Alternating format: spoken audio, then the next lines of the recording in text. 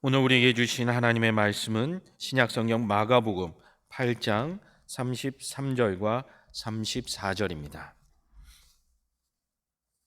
신약성경 67면입니다.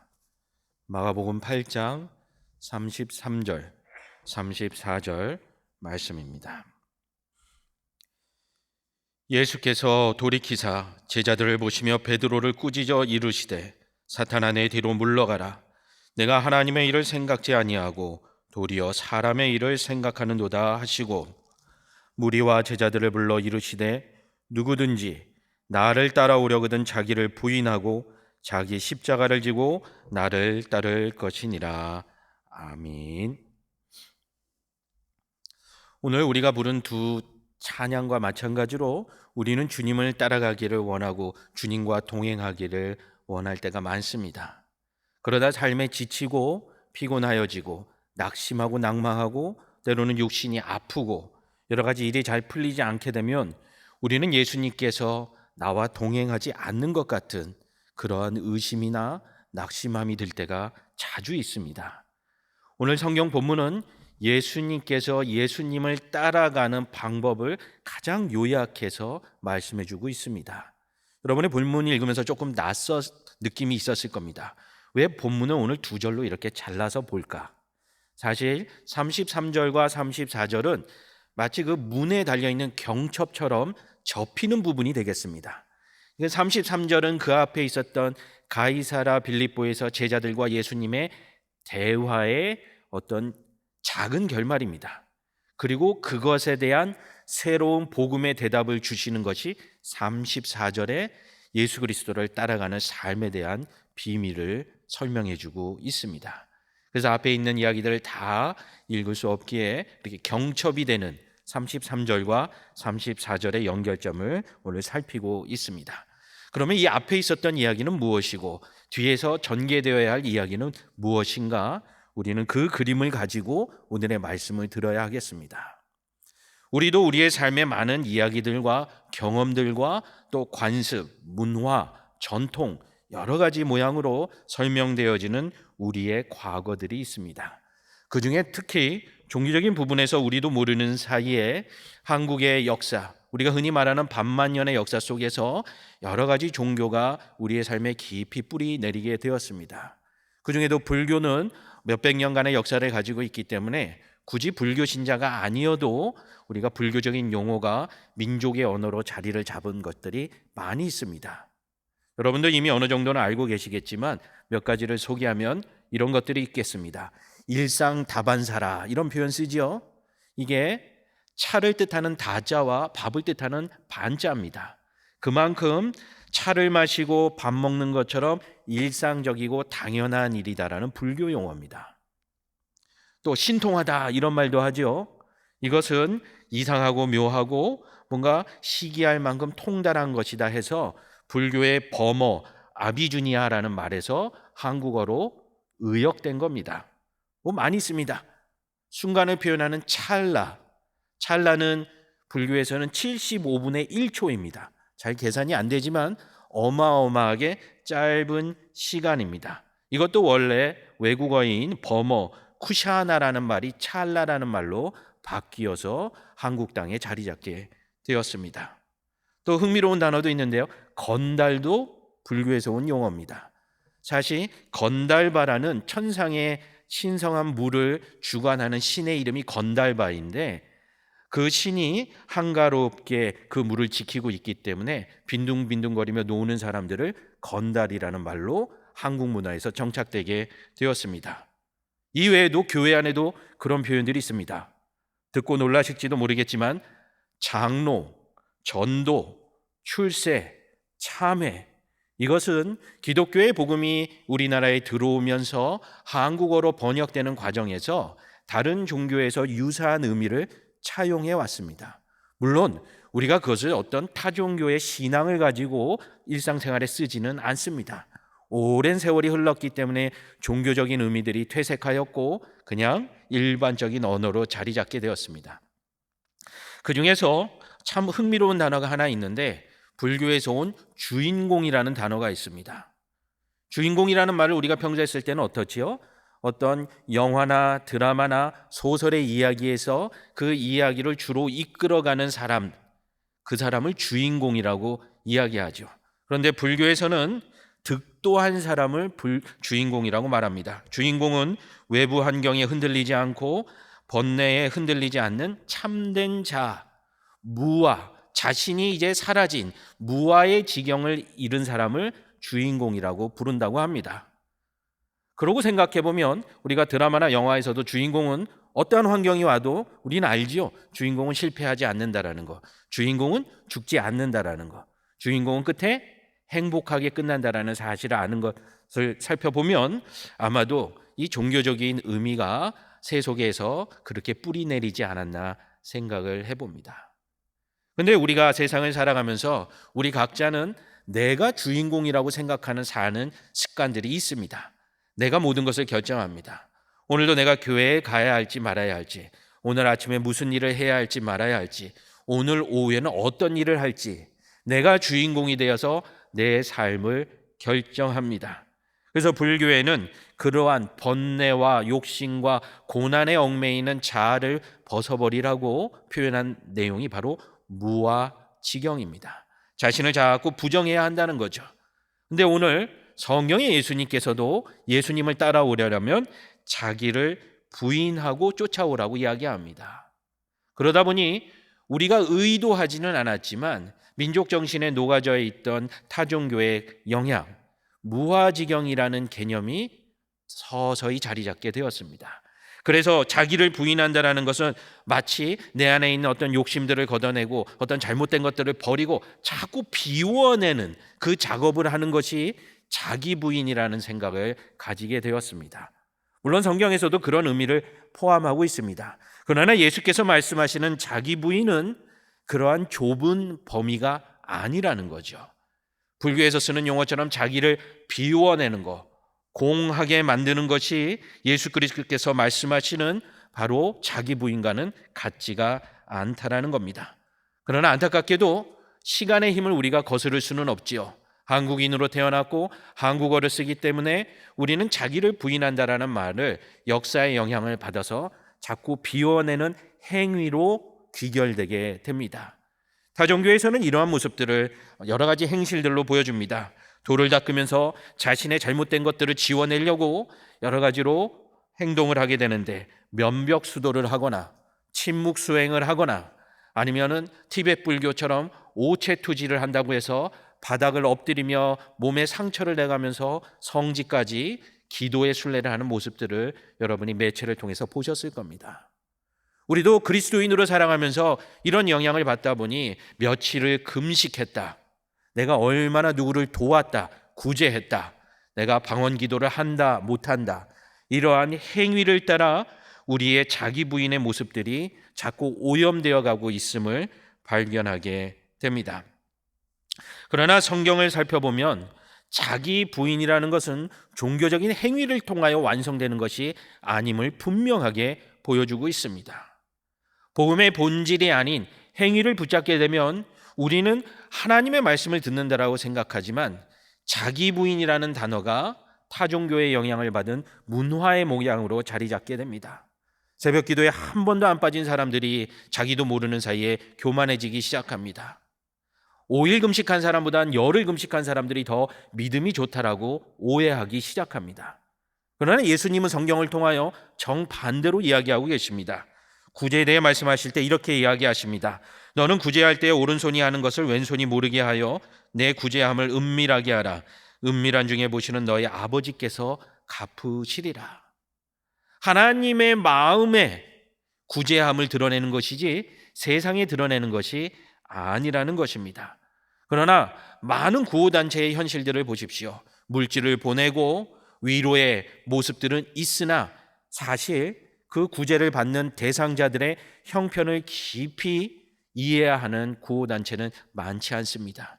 우리도 누군가를 돕고 구제할 때에 우리의 시간과 물질들을 활용하지만 그래서 마치 자기를 부인하고 그리스도인의 모습을 갖추어 간다고 생각하지만 정작 구제받는 그들의 삶을 위하여 우리는 철저히 깊이 공감하며 기도하지 못할 때가 많이 있습니다. 그저 물질을 보내고 가벼운 인사를 할 뿐입니다. 제가 섬기고 있는 공동체의 여러 사역 활동 가운데에도 그러한 면들을 강조하고 있습니다.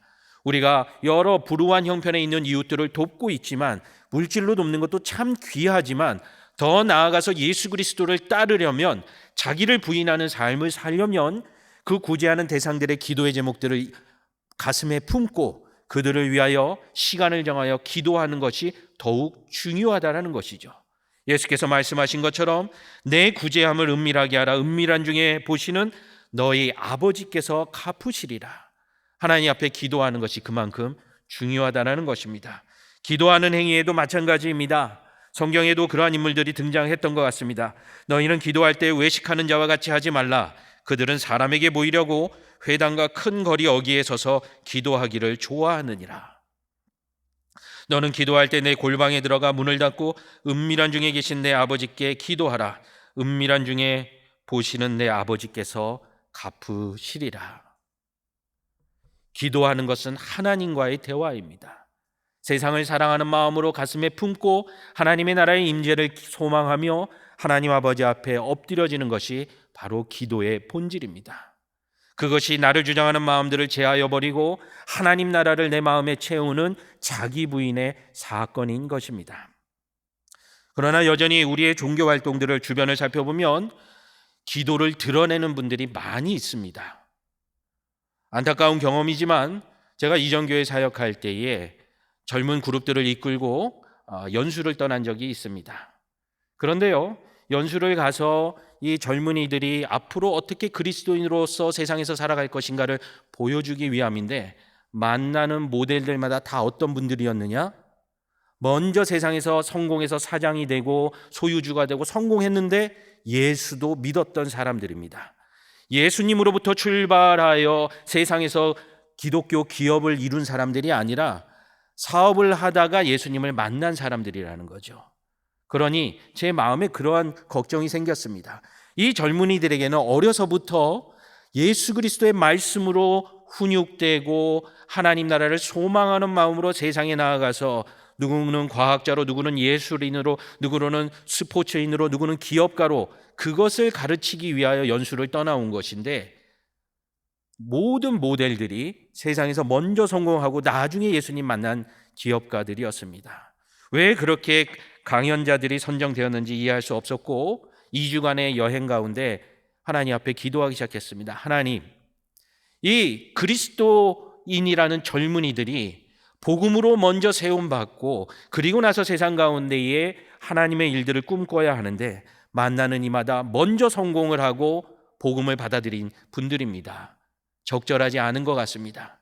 그러나 이 연수의 일정을 제가 바꿀 수도 없고 어떻게 할 수도 없으니 하나님, 이 젊은이를 생각해서 응답하여 주옵소서. 그리고 그 연수의 마지막에서 만난 분이 미국의 이제 나사라는 곳에서 일하고 있는 정장로님이라는 분입니다. 강연을 많이 다니기 때문에 여러분도 들어보신 적이 있을 겁니다.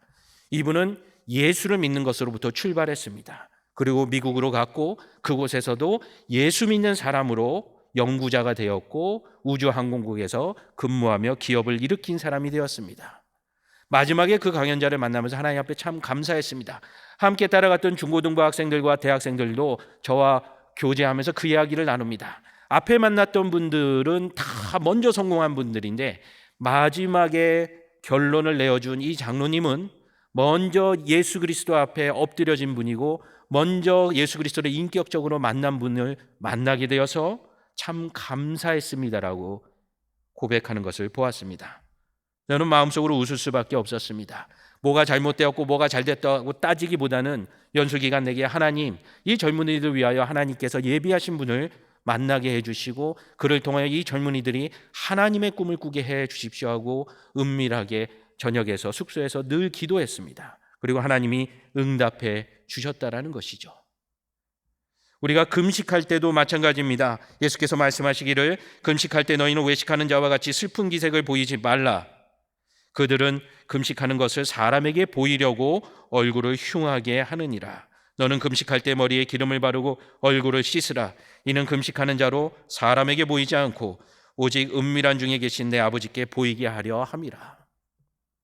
우리는 우리도 모르는 사이에 예수 그리스도를 따라간다고 하면서 예수 그리스도를 따라가기 위하여 자기를 부인한다라고 노력을 하면서도 여전히 보여지는 것에 이끌려가게 되기 쉽습니다.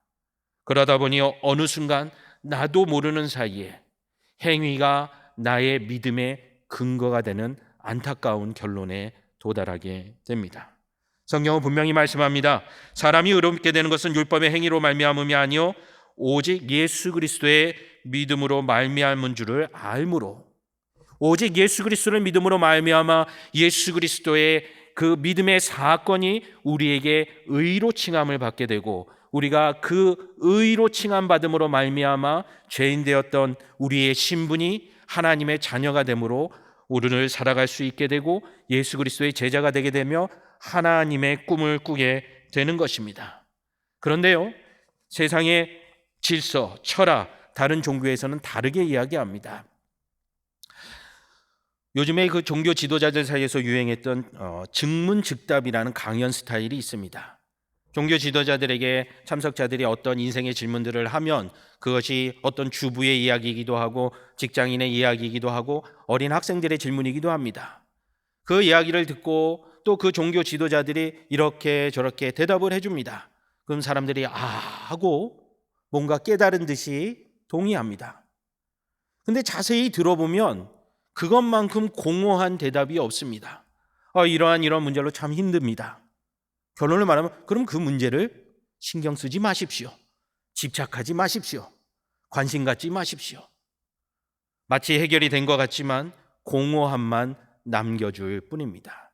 그래서 성경 전도서에는 말합니다. 인생은 헛되고 헛되며 헛되고 헛되다라고 반복하여 강조하고 있습니다.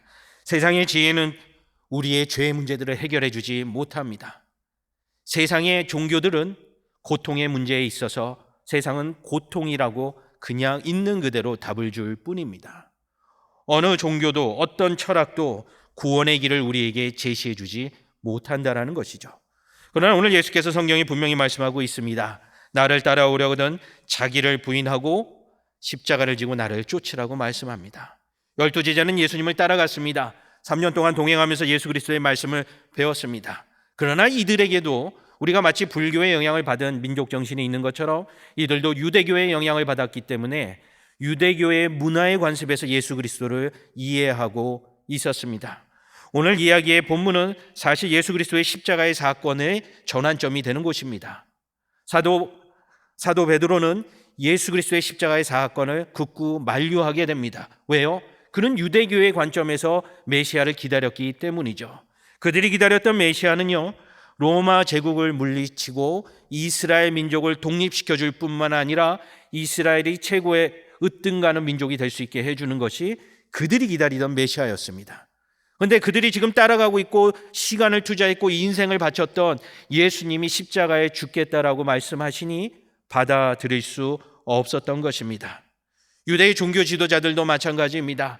아기 예수로 오신 예수 그리스도는 도저히 받아들일 수가 없는 것입니다. 그들이 기다렸던 메시아의 모습은 군주적이고 전사적이며 로마의 군대를 물리칠 만한 능력 있는 사람이어야 했습니다. 그러나 연약한 모습으로 말구에 오신 아기 예수님은 그들의 입장에서는 메시아로서 전혀 적합하지 않은 분이었던 것입니다. 오늘 예수께서 말씀하시는 자기 부인은 내가 덕을 쌓고 돌을 닦는 그런 것을 의미하지 않습니다. 내 안에 자리 있는 나를 중심으로 생각하는 것들을 걷어내야 된다라는 뜻입니다. 자기를 부인한다라는 것은 내 마음대로 예수 그리스도를 해석하고 내 마음대로 신앙생활하는 모습들을 거두어내고 성경이 말씀하는 복음의 본질이 가르쳐주는 그 십자가의 길을 걸어가는 것, 그것을 자기 부인이라고 이야기합니다. 그렇기 때문에 오늘 33절에 예수 그리스도께서는 심각할 정도로, 너무하다 할 정도로 강한 어조로 베드로를 꾸짖습니다. 자신을 잘 따라오고 열심을 내었던 베드로를 향하여 사탄아라고 이야기합니다. 그가 미워서가 아닙니다. 그가 가지고 있는 그가 가지고 있는 자아가 십자가의 길과 반대되기 때문에 염려하는 마음으로 그에게 꾸짖으신 것입니다. 그렇기 때문에 바로 34절에 이어서 그러했던 자기 부인의 삶과 십자가의 길을 해결책으로 제시해 주고 있습니다. 누구든지 나를 따라오려거든 예수님을 믿는다라고 말하는 사람이라면 어느 누구라도 먼저 자기 안에 있는 자신의 질서와 자신의 생각들을 부인해야 한다라는 것입니다. 자기가 갖고 있는 경험들과 자기가 갖고 있는 공로들을 부인해야 한다라는 것입니다. 그렇지 않으면 십자가의 보혈의 은혜를 의지할 수 없기 때문입니다. 그럼에도 우리는 여전히 연약하여 나를 주장하는 마음이 늘 찾아옵니다. 마치 바닷가에 있는 파도처럼 밀어내도 계속 돌아오는 그 파도처럼 세상의 욕심이 나를 주장하는 마음이 1분 1초도 쉼없이 우리의 마음에 찾아옵니다. 그렇기 때문에 자기를 부인한다는 것은 이렇게 기억해야 됩니다. 자기를 부인한다는 것은 그냥 비워내는 것이 아니라 비워내고 십자가로 채우는 사건입니다. 나를 아무리 부정해도 내가 계속 범죄하고 나를 자꾸 부인해도 믿음이 깊어지지 않는 것은 비워내려고만 하기 때문입니다. 우리의 영혼은 진공의 상태로 살아갈 수 없습니다. 죄가 가득하든지 하나님의 은혜가 가득하든지 늘 무언가로 채워져 있어야 하는 것이죠. 자기를 부인하라는 말, 십자가를 지라는 말, 그것은 나의 질서를 밀어내고 예수 그리스도의 복음의 질서를 우리의 삶에 깊이 자리 잡게 해야 한다는 겁니다. 성령에 충만하다라는 뜻은 그런 뜻입니다. 성령도 있고 다른 것도 있는 것을 말하는 것이 아닙니다. 자기를 부인함으로 말미암아 내 안에 있는 것들을 다 밀어내고 오직 성령의 충만함으로 십자가의 능력만 드러내는 것이 바로 자기 부인의 첫 번째 의미가 되겠습니다. 우리도 모르는 사이에 찬송가를 통해 우리는 여러 번 이 교훈을 고백하고 있습니다. 세상과 나는 간 곳 없고 구속한 주만 보이도다. 자기 부인은 바로 그런 것입니다. 세상과 나를 주장하는 마음들은 사라지고 오직 예수 그리스도의 마음이 내 안에 자리 잡는 것입니다. 그래서 예수께서 보혜사 성령을 우리에게 약속해 주실 때 성령의 능력을 어떻게 표현하셨느냐? 내가 너희에게 말하고 가르친 모든 것을 생각나게 하실 이라고 말씀했습니다. 성령이 내 안에 충만하다라면 우리의 삶의 순간순간마다 우리는 예수 그리스도를 기준으로 십자가를 지는 삶을 선택하게 되는 것이죠. 그것이 바로 성경적인 자기 비움입니다. 그렇기 때문에 공허한 것이 아니라 충만한 것입니다. 그러나 여전히 우리는 우리의 건강, 성공, 출세, 번영 이런 것들을 채우려고 한다라는 사실이 마음을 아프게 합니다. 내가 원하는 기준들이 먼저 응답받으면 그 후에 교회를 위하여 그리고 성경대로 무언가를 할 수 있다라고 착각합니다. 그런 이들의 마음 가운데는 십자가가 충만하지 않습니다. 그런 이들은 자기 부인을 하지 못합니다. 그렇기 때문에 자기의 의견을 따라 살아갈 수밖에 없는 것이죠. 어느 날 동물의 세계를 TV에서 보면서 아주 흥미로운 장면을 발견했습니다. 남미에 가면은 아주 고원지대가 많이 있죠. 안데스 산맥을 비롯해서 잉카 제국, 아즈텍 이러한 문명의 역사도 우리가 들어보았습니다. 그 높은 곳에서 살고 있는 독수리를 원주민이 사냥을 하는데 수년이 지났는데도 잊지 못할 정도로 아주 독특한 방법으로 그 거대한 독수리를 잡습니다.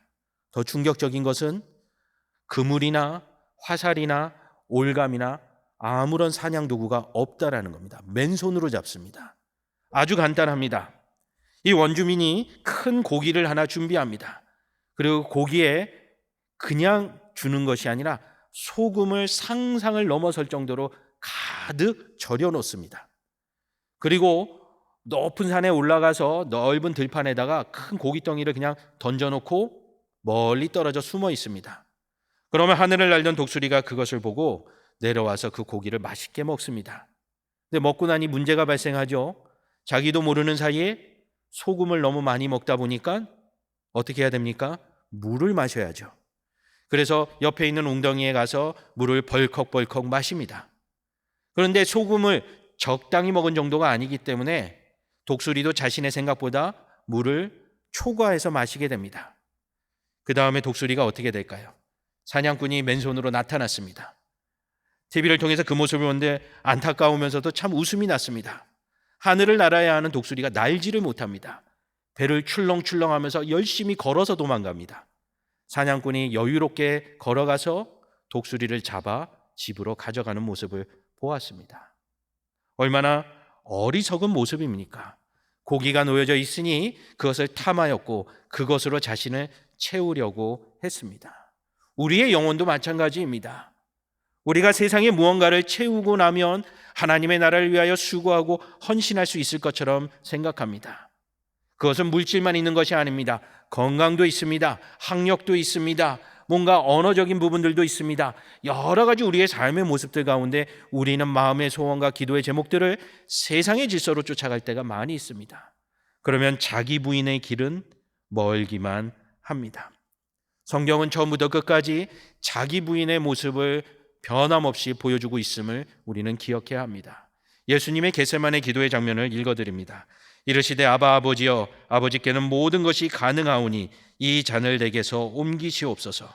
그러나 나의 원대로 마시옵고 아버지의 원대로 하옵소서 하시고, 예수 그리스도의 겟세마네의 기도를 통하여 십자가의 사건이 얼마나 고통스럽고 힘든 일인 줄 알지만은 나의 원대로 마옵시고 하면서 자기를 부인하셨습니다.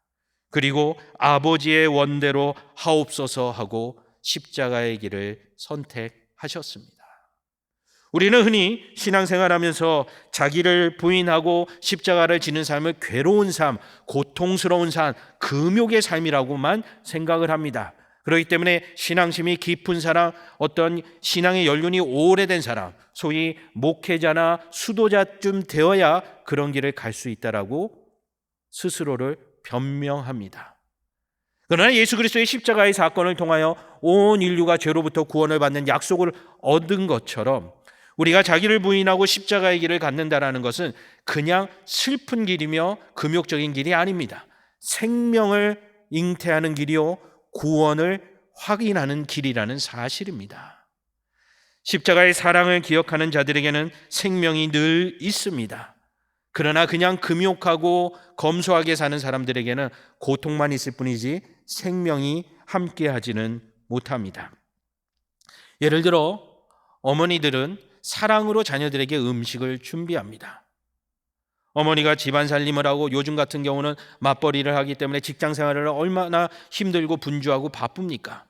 그럼에도 아이들이 배고프다고 하면은 피곤함을 풀기도 전에 또 아이들을 위하여 사랑으로 음식을 준비합니다. 그러면 그 아이들이, 그 자녀들이 그 음식을 잘 먹고 건강하게 자라고 또 그들이 가정을 이루었을 때 어머니의 사랑을 기억하며 또 자녀들을 길러내게 됩니다. 사랑은 생명을 낳게 되는 것이죠. 예수 그리스도께서 자기를 부인하고 십자가의 죽으심으로 말미암아 우리에게 생명을 주셨던 것과 마찬가지입니다. 그러나 반대로 식당 주인들을 생각해 보십시오. 물론 착한 식당을 경영하시는 분들이 있습니다. 그러나 보통 세상에서 식당을 경영하고 음식을 만드는 것은 사랑이라기보다는 영리의 목적이 있습니다. 음식을 많이 팔아서 자신이 물질적인 혜택을 누리는 것을 목적으로 합니다. 그렇기 때문에 똑같은 음식을 만든다 할지라도 어머니의 음식은 사랑이 있기 때문에 생명을 낳지만 사업가의 음식은 물질을 낳을 뿐입니다. 생명이 없다라는 것입니다. 우리가 자기를 부인하고 십자가의 길을 갈 때에 과연 생명을 낳고 있는가 확인해 봐야 됩니다. 생명을 낳고 있지 않다면 우리는 종교적 행위만 하고 있는 것입니다. 그러나 우리가 생명을 낳고 있다면 예수 그리스도의 사랑이 우리 안에 차고 넘쳐서 우리가 누군가를 섬기고 사랑하고 베풀고 희생함으로 말미암아 그도 예수 그리스도의 사랑을 경험하고 그리스도를 따르는 복된 인생이 된다면 우리는 참으로 자기를 부인하는 십자가의 길을 잘 가고 있는 것입니다.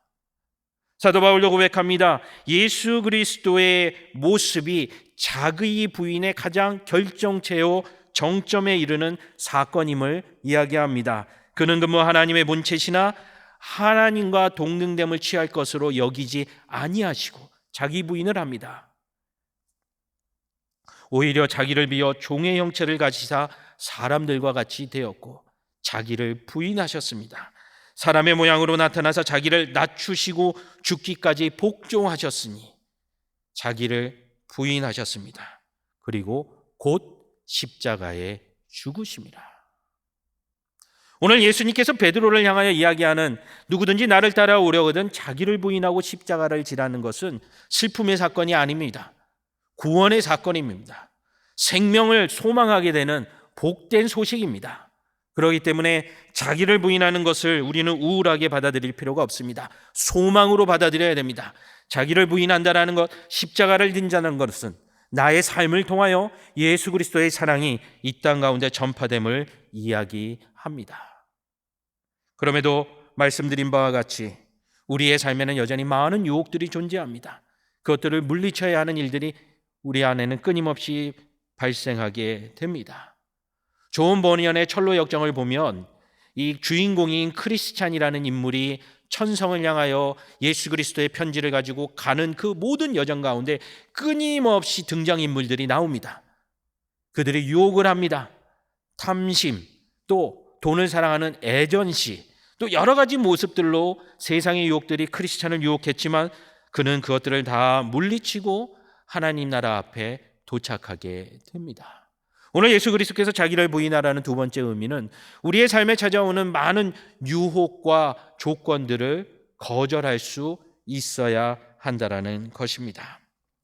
한 젊은 청년이 율법을 잘 지켜서 행위가 참 종교적으로 뛰어나서 이제 하나님의 마음에 들겠지, 구원받겠지라는 기대감을 가지고 유명한 선생님인 예수님을 찾아옵니다. 그리고 그에게 질문을 합니다. 어떻게 하면 구원을 받을 수 있겠습니까? 이 젊은이의 마음은요, 구원을 어떻게 받아야 할지 진짜 궁금해서 물어본 것이 아닙니다. 나는 율법을 너무너무 잘 지켰기 때문에, 나는 종교적 행위가 너무 뛰어나기 때문에 내가 구원받을 수 있을 거라고 대답해 주십시오, 확정해 주십시오라고 교만한 마음으로 질문을 했던 것입니다. 근데 놀랍게도 예수께서 이렇게 대답하십니다. 내가 온전하고자 할진대 가서 내 소유를 다 팔아 가난한 자들에게 주라. 부자 청년이었습니다. 자기를 부인하지 않으면서 종교적 행위를 했다고 구원을 받을 수 있을 거라고 착각했던 것이죠. 예수님은 반복해서 가르치십니다. 너 자신을 부인해야 된다. 너에게 찾아온 십자가 외의 많은 환경과 조건들을 거절해야 된다. 그것이 십자가보다 너의 삶에 자리 잡고 있게 된다라면 너는 율법적으로 살아가는 사람이지 복음으로 살아가는 사람이 아니라고 가르쳐 주시고 있습니다. 결국 이 젊은이는 성경의 기록에서 사라지게 되었습니다. 누가복음 14장에도 예수께서 제자들에게 천국에 대하여 말씀하여 주실 때에 어떤 큰 잔치를 연 사람의 이야기로 비유하십니다. 여기에도 보면 잔치를 열고 많은 사람들을 초대했는데 사람들이 여러 가지 핑계를 댑니다. 한 사람은 이르되 나는 밭을 샀으므로, 또 한 사람은 이르되 나는 소 5겨리를 샀으므로, 또 한 사람은 이르되 나는 장가를 들었으니. 그런가 보다. 충분히 그럴 수 있는가 보다.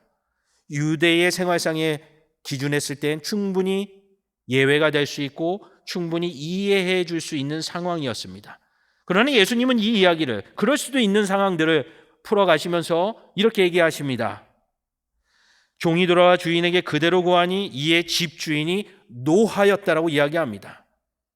이 말씀을 읽으면서 오늘 마가복음 8장 33절에 예수께서 베드로를 향하여 노하시면서 이야기하시는 것과 일치가 됩니다.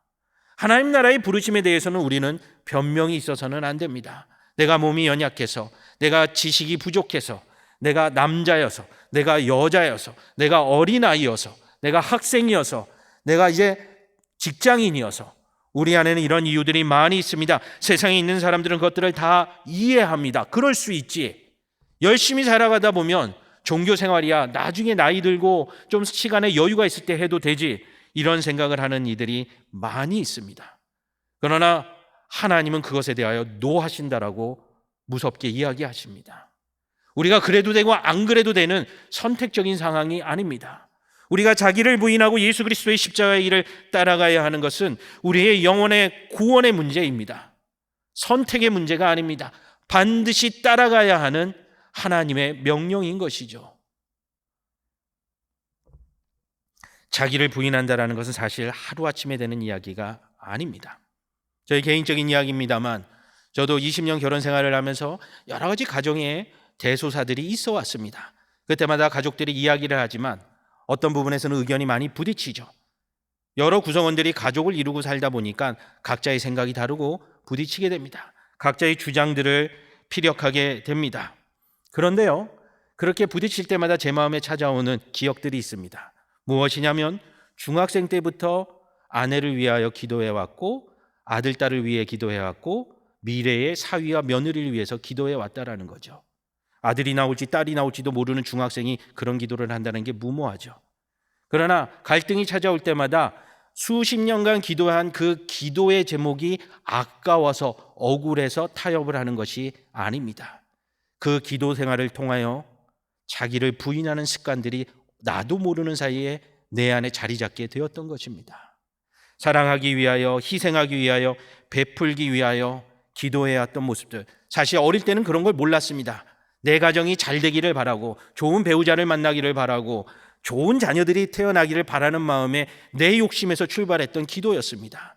그러나 수십 년간 기도해오는 과정 속에서 내 스스로를 돌아보게 되었고 자기를 부인하게 되었고 여전히 삶에서는 갈등도 있고 의견의 차이는 있지만 예수 그리스도의 마음이 내 안에 자리 잡게 되었다는 것이죠. 아빠의 마음으로, 남편의 마음으로, 아들의 마음으로 주장하는 것이 아니라 예수 그리스도의 마음으로 다가가기 시작하자 가족들도 변하기 시작했습니다. 부끄러운 이야기입니다만 몇 주 전에 가족들에게 그런 얘기를 들었습니다. 아빠가 너무 바뀌었다고. 그거는 저의 어떤 돌을 닦는 마음이나 어떤 덕을 쌓은 마음 때문에 그렇게 되는 것이 아닙니다.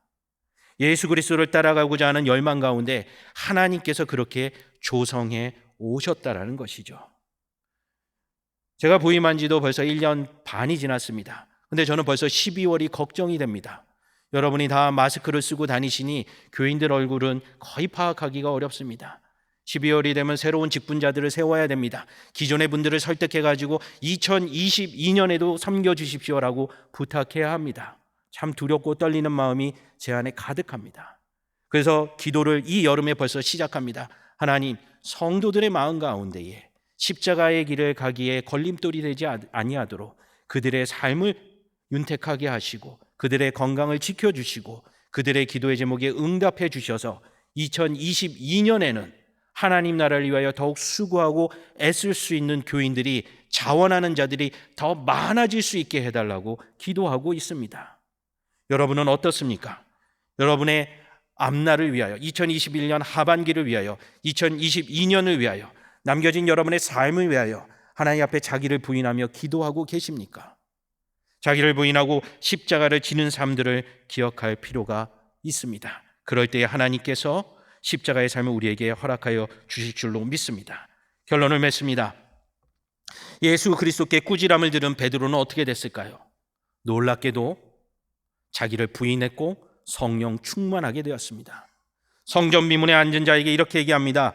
베드로가 이르되 은과 금은 내게 없거니와 내게 있는 것으로 내게 주노니 곧 나사렛 예수의 이름으로 일어나 걸으라 라고 명령합니다. 그리고 안진뱅이가 일어나는 놀라운 사건이 일어나게 됩니다. 아무것도 없는 자기를 부인하는 삶일 수밖에 없지만 오직 그에게 있었던 십자가의 사건, 예수 그리스도의 능력을 선포함으로 말미암아 세상을 변화시켰고 불가능한 자를 가능케 만들었던 것입니다. 오늘 우리의 성도들의 삶 가운데에도 나사렛 예수 그리스도의 이름으로 우리의 과거를, 자기를 부인하고 오직 십자가를 주장함으로 말미암아 일어나는 복된 인생이 되시기 바랍니다. 하늘에 계신 우리 아버지여, 이름이 거룩히 여김을 받으시오며 나라가 임하옵시며 뜻이 하늘에서 이루어진 것 같이 땅에서도 이루어지이다. 오늘날 우리에게 일용할 양식을 주옵시고 우리가 우리에게 죄 지은 자를 사하여 준 것 같이 우리 죄를 사하여 주옵시고 우리를 시험에 들게 하지 마옵시며 다만 악에서 구하옵소서. 대개 나라와 권세와 영광이 아버지께 영원히 있사옵나이다. 아멘.